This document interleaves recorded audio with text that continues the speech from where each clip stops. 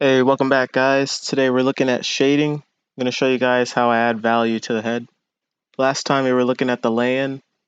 So you start off by separating light from shadow on the face, so like the skin as well as the features. So what you're looking to get is a big graphic shape where all the darker parts of the face are kind of shaded together in a one mass, and then all the lighter parts are isolated on their own, and then you can get to work from there. So an important concept to work is edge control, and that's just a way of saying you want to make sure that the edges of those shadow shapes, you have a good mix between like sharp edges and smooth, gradual, soft edges.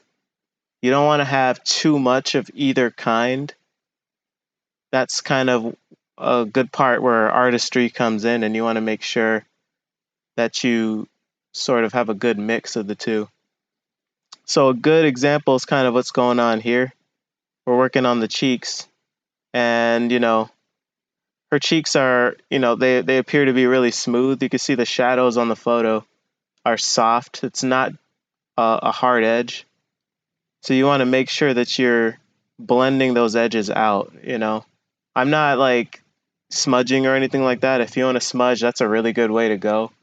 But I'm just keeping the pencil really light, and sort of just trying to get a good soft edge, versus kind of what's going on in the eyes where things are a lot harder and crispier because, that's kind of the way those features go. So here we're just connecting up the shadow.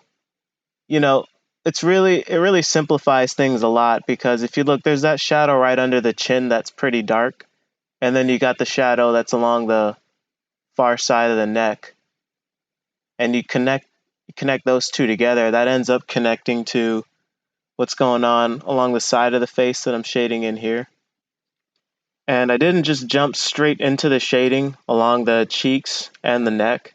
You saw I sort of put a soft edge down first to map out the shape of the shadow side of the face. That's pretty important. Just want to map things out so that you kind of have a plan to go off of before you start shading.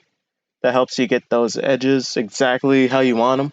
You can kind of finesse that before the fact. You could also do it after the fact. You usually end up having to do it after the fact, but being a little bit more organized beforehand is my way of going about it. Helps me out a lot.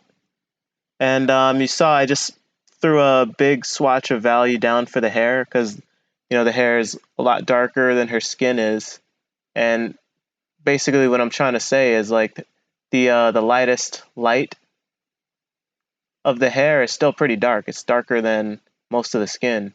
So you just want to put that swatch of darkness over everything. That helps you get that two value look going on. That's like a good fundamental way to start off these drawings, I think. It makes the drawings a lot easier and like a lot more approachable too, I think. If you just separate, if you block everything in with the two value drawing that you see me getting in here, it kind of just to me it feels, I don't know if it's actually faster or not than just going after section by section. Everyone's different, but this organized approach kind of just makes me feel like I'm getting stuff done quicker, makes me feel a little bit happier with the drawing. So when it comes to the hair, eventually I'm going to start adding in mark making, and you're going to see the direction of the hair strands. But just to start off, I just did all my shading in one direction, and that basically marked the end of the two value stage. And we're moving on now to adding in the darkest darks. So once you've done your two values of the hair and the skin. Then I like to start off with the eyes, with the inside of the nostrils. It's super dark, it's jet black in there usually. There might be a little bit of a gradient here. There kind of wasn't. And I just go towards those eyelids. I go towards the pupils, parts of the iris, especially the splits in the lips, you know, kind of the parting of the top and the bottom lips. I like to add the darkest darks in there, and that kind of puts everything in perspective, you know. You can kind of tell that now everything that you shaded in was kind of light, and you kind of feel a little bit more mentally freed up to just go about shading everything and getting darker. So, you know, on the darker side of the face, there is value. You know, there's some parts that are lighter than other parts. So what you're doing is you're darkening up the darker parts, and that's going to make the parts that you haven't darkened up on the shadow side look a little lighter. And that's just some light that's bouncing in from like the surroundings into that area. You know, it's reflected light basically. So that's how you kind of get that look. You just darken up the darker parts. That makes the lighter parts look lighter. So now what we're doing is we're trying to get some mark making into the hair. It's kind of hard to see it in the photo. In the photo, she really didn't have, you couldn't see the mark making. You couldn't see the direction of the strands of her hair that much. So I'm just kind of guessing at it. But basically, I'm just holding the pencil on the side because I want some thicker strokes. And I'm just trying to zigzag along. And it's also important to kind of go in with your kneaded eraser and erase out the highlights. She's got like a highlight on the far side of her head, so kind of helps separate the bun from kind of the mass of her head. And once you add in the darkest darks, the drawing starts looking a lot more completed, especially once you add in the darks of the hair. That's really when the drawing starts looking a lot more completed. So darkest darks are added in.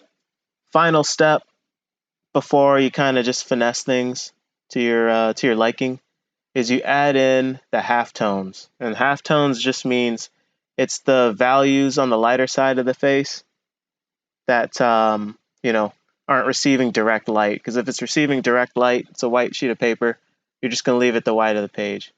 So you just go through and you add value to wherever isn't completely bright white. Some parts are going to be a little lighter, some parts are going to be a little darker, and that's where your artistic kind of vision comes in. And I'm just adding a little bit of value in, a little bit of darkness in the background behind her face to try to get the light parts of the face to pop off the page.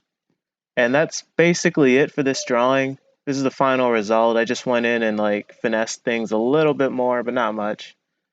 I hope you guys enjoyed this. I hope, you know, you got something out of this. Just let me know how I can make these videos better. I'm always trying to do a better job. All right, have a good one, guys. Happy drawing.